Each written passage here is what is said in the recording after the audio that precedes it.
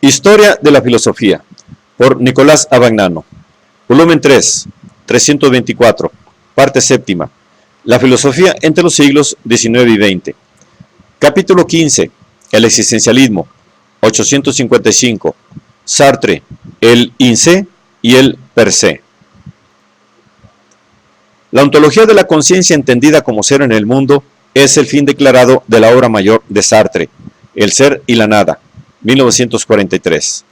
La conciencia es, en primer lugar, conciencia de algo, y de algo que no es conciencia.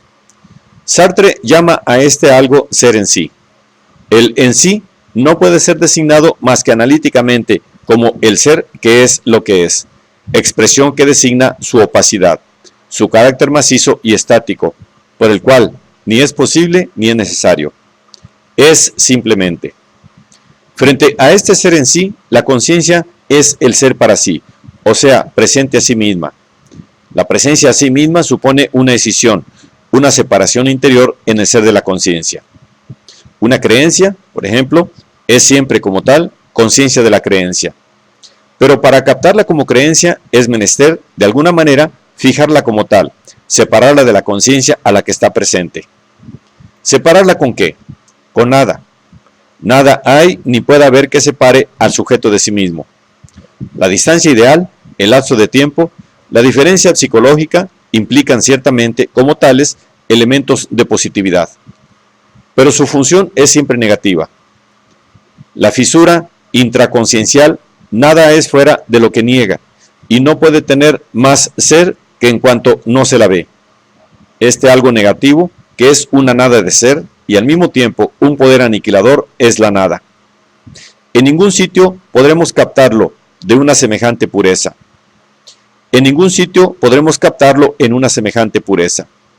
En todas partes es menester, de un modo u otro, conferirle al ser en sí en cuanto nada. Pero la nada que surge en el corazón de la conciencia no es sino que ha sido. Condicionando la estructura fenomenológica de la conciencia, la nada condiciona la totalidad del ser, que es tal solo para la conciencia y en la conciencia.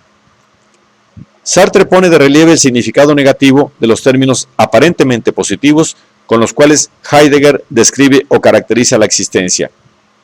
Que el Dasein esté fuera de sí en el mundo, que sea un ser de la lejanía, que sea cuidado, que sea sus propias posibilidades, etc., equivale a decir, según Sartre, que no es en sí, que no es inmediatamente próximo a sí mismo y que trasciende el mundo en cuanto se pone a sí mismo como no existente en sí y como no existente en el mundo. Estas son, todas, características del ser para sí, esto es, del ser de la conciencia. De ahí la tesis fundamental de Sartre: el ser por el cual la nada viene al mundo debe ser su propia nada. La conciencia es su propia nada, en cuanto se determina perpetuamente a no serlo en sí. Se funda a sí misma en cuanto niega de sí un cierto ser o una cierta manera de ser. En primer lugar, niega el ser en sí. En segundo lugar, niega o aniquila su para sí, y se constituye precisamente con esta aniquilación y con la presencia en ella de lo que aniquila precisamente a título de aniquilado. El para sí, como ser en sí frustrado, es el sentido de la realidad humana. Que la realidad humana, a saber, la conciencia, sea aniquilación, falta de ser, ya se demuestra suficientemente por el deseo, que no se explica más que como carencia propia del ser que desea, esto es, como una necesidad de complemento. Con la referencia a la conciencia, la misma realidad objetiva, el ser en sí, queda afectada por la carencia y se aniquila a sí misma. Por su parte, el ser en sí es siempre completo, siempre lleno. Un círculo incompleto, un cuarto de luna, no carecen en realidad de nada. Son lo que son. Carecen de algo para la conciencia que espera o pretende su acabamiento, que espera o pretende lo que no es. Todos los rasgos de la realidad humana son interpretados por Sartre de manera análoga. Que la realidad humana esté constituida por posibles significa solamente que está constituida por la falta de algo que la colmaría. Lo posible es aquello que carece el para sí, para ser en sí. Esto es, aquello de que carece el sujeto para ser objeto, y no existe, por tanto, más que a título de carencia o deficiencia. Lo mismo sucede con el valor, que es tal en cuanto no es, ya que, aun cuando se encarna o es intuido en ciertos actos, está más allá de ellos y constituye el límite o el término al cual tienden. Como valor, el valor no es nunca, está siempre más allá de lo que es. Su ser consiste en ser el fundamento de su propia nada, es decir, el fundamento de aquellos actos o de aquellas situaciones que tienden a él, pero en los cuales él como valor no es. Análogamente, el conocimiento, por el cual el objeto, el en sí, se presenta a la conciencia para sí, es una relación de aniquilación. El objeto no puede presentarse a la conciencia sino como lo que no es conciencia. Análogamente también, la otra existencia es tal en cuanto no es la mía. Esta negación es la estructura constitutiva del ser otro. Más aún, aquí la negación es recíproca. No solo yo debo negar al otro para que el otro exista, sino que es menester también que el otro me niegue, simultáneamente con mi propia negación. Pero con esta doble negación, la existencia de los otros se convierte en una cosa entre las cosas del mundo. Se niega y se aniquila como existencia.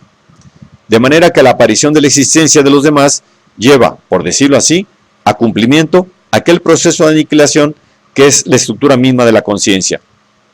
La conciencia no es solamente el ser que surge como aniquilación del en sí, que él es, y como negación interna del en sí, que no es.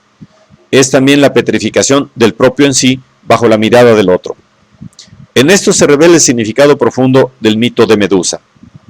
Hasta aquí, la filosofía de Sartre se mantiene en el mismo horizonte que la de Heidegger, no solo porque el procedimiento de que se vale para poner al descubierto la nada de la existencia es análogo al seguido por Heidegger en qué es metafísica, sino también, sobre todo, porque la nada de la existencia, para él como para Heidegger, es tal con respecto a la realidad objetiva o de hecho, que Sartre llama lo en sí.